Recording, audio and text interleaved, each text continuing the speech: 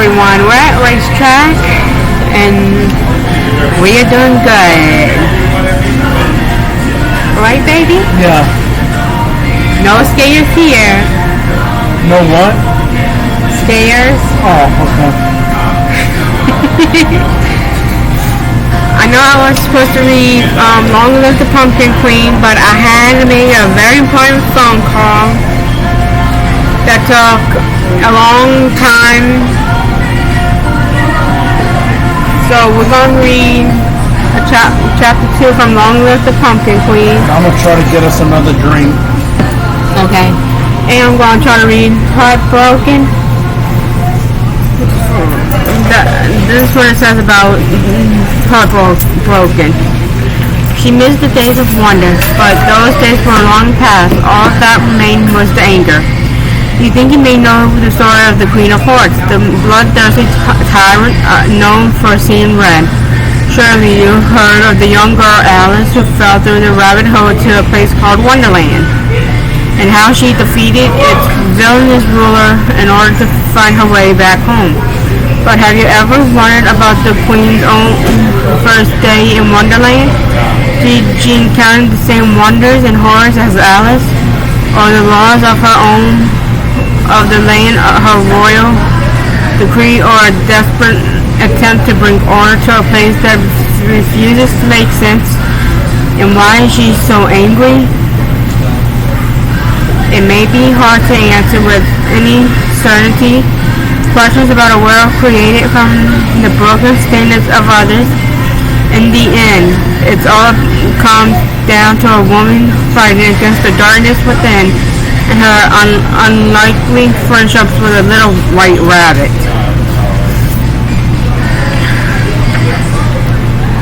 So we're going to read Broken Heart, Heartbroken, A Tale of the Angry Queen, after Long Live the Pumpkin Queen. What are you doing? Trying to see if I can get us another drink. Okay. If I can, what you interested in? It doesn't matter. It doesn't matter. They look like a cute couple. Yeah. I like his shirt. Okay. Okay, chapter 2. Just enough. Just enough to get us one more drink. Okay. A large or medium? Medium.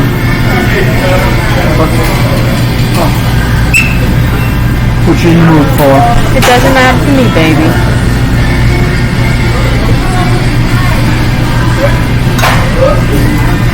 Chapter 2.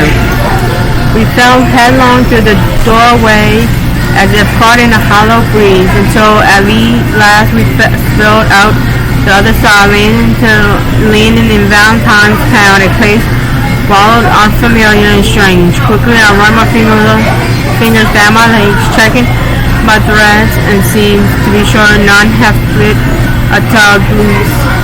Then I breathe in the gentle sweet scent of sugar, chocolate, and roses in bloom. Surrounding us stands a grove of trees nearly identical to our own. 7 trees grown in a circle, one for each of the 7 holidays. Yet the forest overhead is thick and with tall, swaying branches, green leaves, and tiny white flowers stirring loose with each gust of wind. Nothing like the bony, leafless trees that populate the woods in Halloween Town. Jack weaves his fingers through mine, grinning curiously like he sprung from a shadow, and finding it goes back into the dark, one of his favorite pastimes, and we follow the winding path out of the forest away from the grove of 7 trees. I run my fingertips along the dusty pink poppies and violet blood red roses that line the path, and when we finally stop free of the dense forest, I peer up at a cloudless sky, shimmering a pink, soft, airy pink.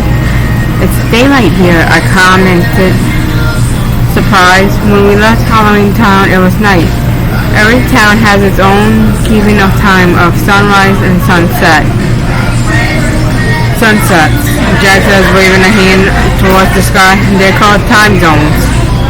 I squeezed his hand tighter, feeling briefly off-center, like my seams are tugging tightly against my skin. Traveling from one town to another, one time zone to another, it's strangely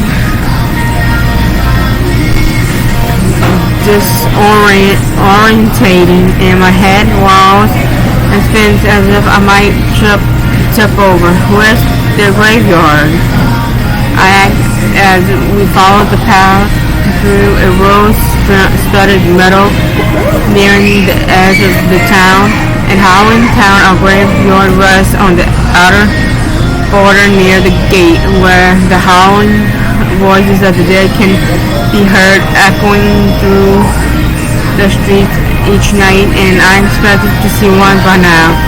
If the cemetery is too far away, how will they ever be able to hear the tormented spirits of the dead? Not every Halloween town has a graveyard, Jack explains, giving me a wink. But look at all the hearts. He points a bone-sharp finger towards an iron gate up ahead. Hundreds of tiny hearts forged into the woven silvery metal. On either side of the gate sit two cherry blossom trees. The branches grown or maybe trimmed into the shape of a massive towering heart. It's an odd, unnatural sight, though certainly beautiful, and I wonder here in Valentine Town all plants grow into such unusual shapes. The trees sway and bow in the wind, releasing their tiny blossoms into the air. What do the hearts mean? I asked. Apparently Valentine's Day is a holiday that happens every February. Jack raises the bone above his eyes into the forehead, and humans surprise one another with sweets and roses and foil-written love poems. Why? Who knows? Jack grins, tossing his gaze towards the town. But isn't it wonderful? And truthfully, Valentine's Town is unexpectedly charming in an odd, sideways sort of way. Not too snooty, no snooty sky or charcoal building. I'm sorry, baby. I thought you want some drink. I wasn't finished a sentence. I'm sorry. Guess what that is? Pepsi. Yes, because first we had Coke, then we had Pepsi, and that's because Holly's so darn sexy. Alright, I'm sorry. In an odd, sideways sort of way. No snooty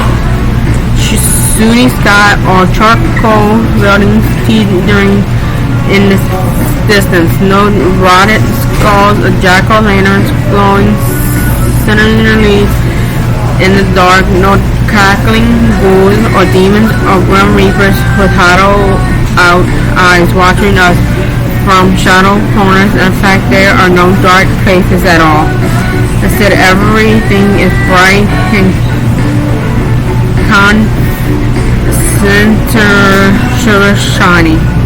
The air has a pink, dreamy quality, a subtly sweet tea, like rosebuds newly bloomed in spring, or the first lick of pumpkin pie settling on a spoon.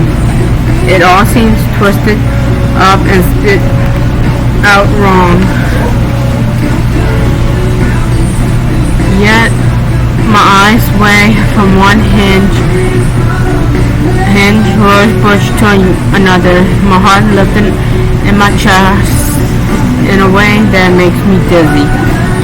This place is something entirely unfamiliar and undeniably delightful. We passed through the forged gate,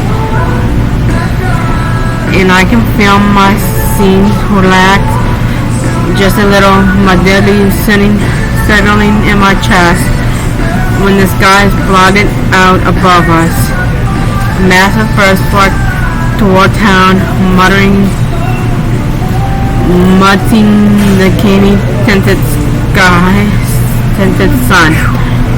But when I squinted up at them, trying to make sense of their odd shape, I realized they're not birds at all. It's a flock of small baby-like creatures. 5 of them, fluttering above us, rosy-cheeked and plump-bellied, with tiny wooden bows and heart-shaped arrows strapped and sheathed at their small backs, white wings flapping. What are they? I asked. No idea, Jack replies with a grin.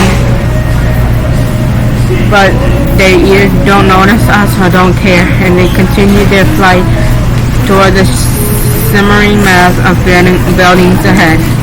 The worn dirt path soon becomes a cobblestone street, taking us straight into the heart of Valentine's town. And my eyes wide and not wanting to miss a single detail of the white, chalky stone homes that line the street. They look almost edible, with pink tile roofs and hot frame windows. And the stained glass reminds me of melted sugar, like you could press your tongue to it, and it will surely taste sweet. I felt myself grinning as wildly as Jack, urging him on until at least we reached the town center, marked by a stone fountain with a carved cherry-cheeked baby at the top, is staring close to the flock of baby creatures we saw flying overhead just outside of the town. I lean against the edge of the fountain, peering down at the water, which glistens a pale candy pink, nothing like the swampy green fountain back in Halloween Town. My reflection staring back. Do you think we can drink it? I asked, etching my hand closer to the water, certain it will taste like icing and marigold petals, but before my fingertips can break the surface, a cool, velvety voice speaks behind us. It's nice to see two lovers in town. I straightened and looking up until at last meeting the gaze of a woman who is a good foot taller than Jack. She is a tower, wearing a long chiffon, chiffon gown with tiny white emerald hearts stitched into the cream fabric of her skirt.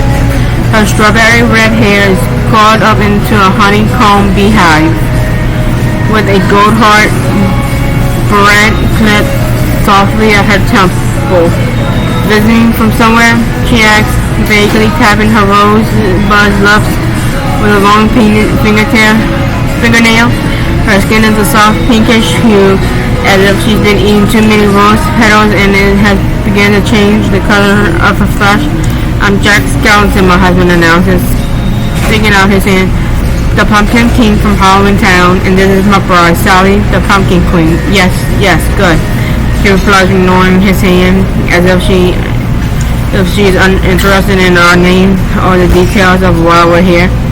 She cares more about her own introduction. I'm Queen Ruby Valentino, and this is my town. She trails a long, elegant hand along one side of her dress in a flourished, wide, sweeping curtsy, and I'm marveling at how poised she is, a bloom with confidence.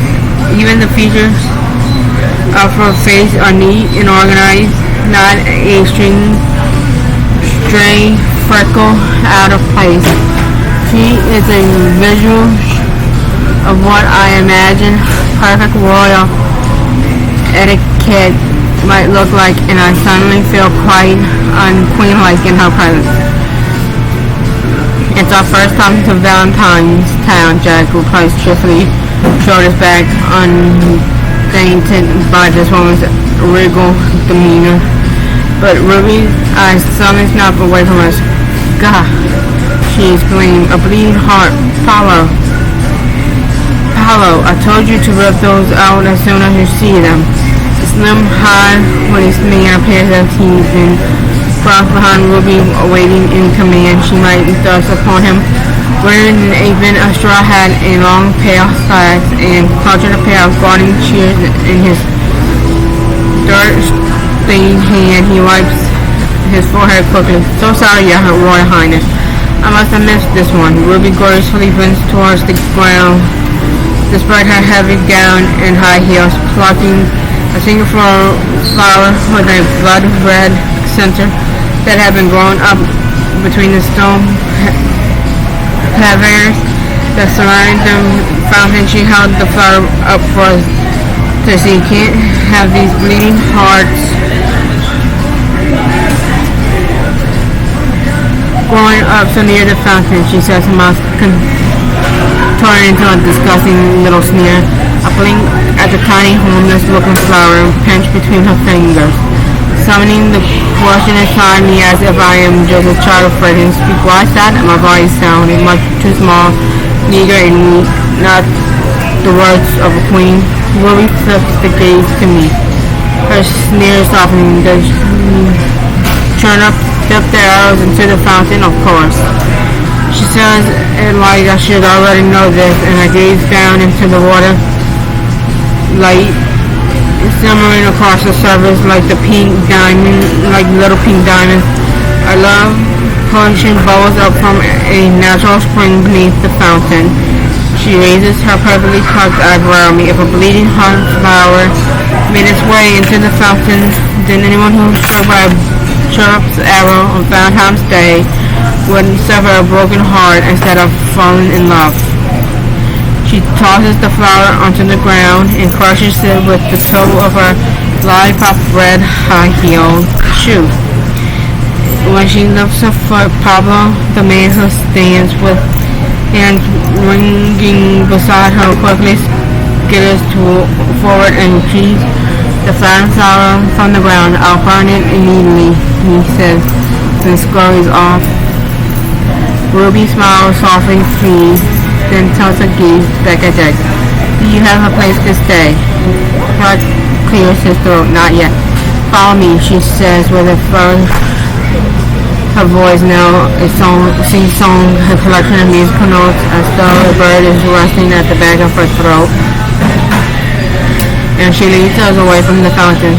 We pass a cafe where the scent of rising dough fills the air, and a dentist's office with a painted window that reads half-price cavity repair, and a smaller parent free lollipop with each tooth removal. The people who stroll past us, doughy-eyed and full cheek, always seem to be in pairs, arms woven together, secret words whispered to each other's ears. They sit side by side on cafe patios, face nestled together, kisses planted on bare cheeks, on bare necks, and many of them have tulips pinned at their labels, lapels, or tucked neatly into their shirt pockets, while others have wallflowers braided into their hair. Love is embodied into every seam and shift, stitch, S-T-I-T-C-H. Baby, S-T-I-T-C-H. Stitch. I think so. Of this town. It's insensible, and I feel the dead ease in my chest swelling and swimming at the sight of it all. Another block more, and Ruby stops in front of a brick building above the swaying wooden saucy reads lovebirds and wait here, she says, winking, then disappears into the narrow doorway. A moment later she reappears, clenching a silver key. You'll be staying in one of the cottages around back. They're perfectly quiet and well appointed. You should be quite happy there. Jack smiles, taking the key from her. Splendid. Thank you, Ruby. Reassures a safety her strange head that has come loose from her wavy red hair just as her eyes flash forward. Slow down, she shouts. Above us, a cloud of the winged days floated over the town before disappearing over the desert. Ruby lets out an irritated sigh. irritated sigh. The chirrups are so unruly this time of year, restless little troublemakers. She gives me a look, as if I should have an idea what she's talking about. That grown bored with nothing to do, just waiting for February for Valentine's Day so they fly and pack, stirring up all sorts of mischief. She blows out a quick breath through her nostrils. Chirrups can only be trusted on Valentine's Day. The rest of the year they're an awful menace.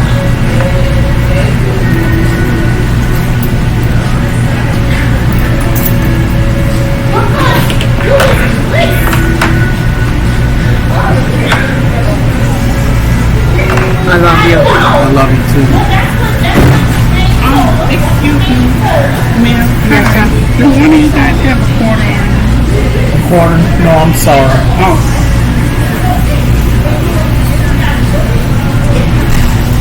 Ruby peers at me with her soft chocolate eyes, gaze roving from my feet to the top of my head like she's savoring my appearance for the first time. She tilts her head and plants a delicate hand on her hip. Your hair is a little dull for a queen, she remarked. My stylist could weave in a few curls and maybe a highlight or two, have him looking a little more. She taps her finger nail against her bottom of well, like me.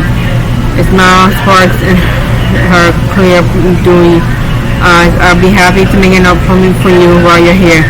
I shake my head quickly, not like the pride feel of her eyes on me, the sharp, appearing, crazy look. I don't think I start picking at the loose threads on my left wrist, making it worse.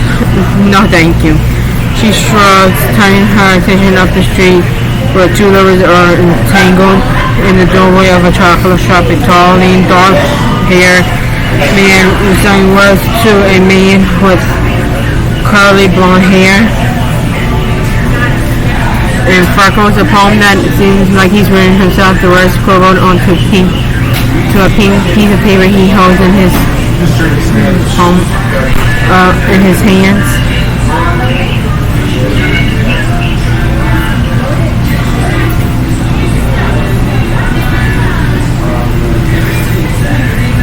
I'll be stopping there for now.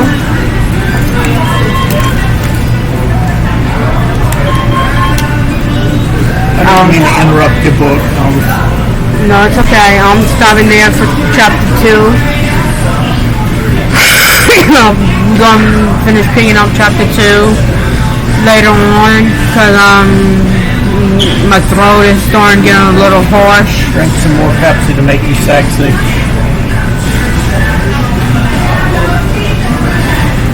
I didn't realize my voice was getting. Chapter 2 is longer than chapter 1. That's why I'm stopping at chapter 2 right now. That's why I'm ending this video right now. Then I'm going to pick up later on chapter 2. Bye. Love y'all and have a good